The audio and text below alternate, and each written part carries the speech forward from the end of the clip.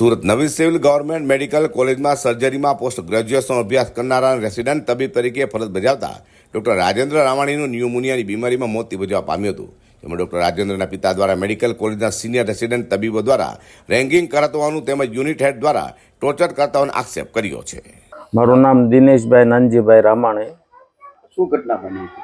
હવે ઘટના એવી બની કે 31 તારીખે સવારમાં મારે ત્યાં સિવિલથી ફોન આવ્યો કે તમારા રાજેન્દ્રને તબિયત બરાબર નથી, તો તમે આવો અને લઈ જાઓ એને. બરાબર, તો હું ત્યાં ગયો ત્યારે રાજેન્દ્ર બેભાન અવસ્થામાં હતો અને ત્યાં એની કોઈ સારવાર હાલતી નહોતી. જોકે 2-4 છોકરા હતા એની સાથે જે સ્ટુડન્ટ હોય, પણ કોઈ એને બાટલો ચડતો હતો કે ઓક્સિજન હતો કે એવું કોઈ હતું નહીં. પછી હું એને વ્હીલચેરમાં બેસાડી અને ઘરે અહીંયા પ્રાઇવેટ હોસ્પિટલમાં મેં એની સારવાર ચાલુ કરાવી.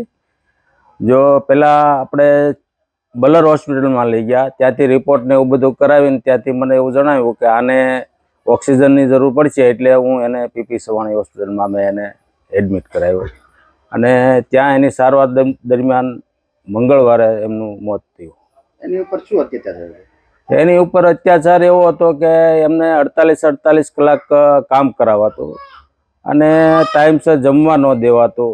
જમવા અહીંયાથી ટિફિન જાય તો પણ ટિફિન ત્યાં પડ્યું રહેતું અને જે એના સિનિયરો હોય એને બહુ એને મેણા ટોણા મારવામાં આવતા કે ભાઈ તમારે લોકોને કામ નથી કરવું, એટલે તમે બીમાર છો એવા બાના કઢાઈને રજા તમારે જોતી છે. સિનિયરનું નામ શું છે?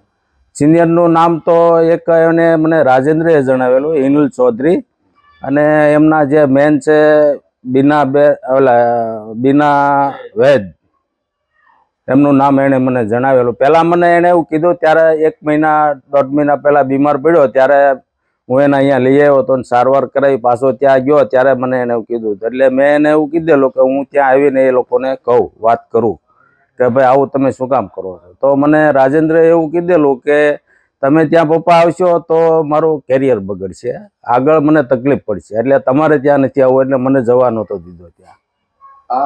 આગળ શું કાર્ય કરશો? આ કોઈ જવાબ નહીં મળે તો અમે તો બીજું નાના માણસો છીએ સાહેબ. બરાબર, એટલે અમારી એ જ માંગ છે કે ભાઈ આનો ઊંડાણપૂર્વક તપાસ થાય અને ન્યાય મળે.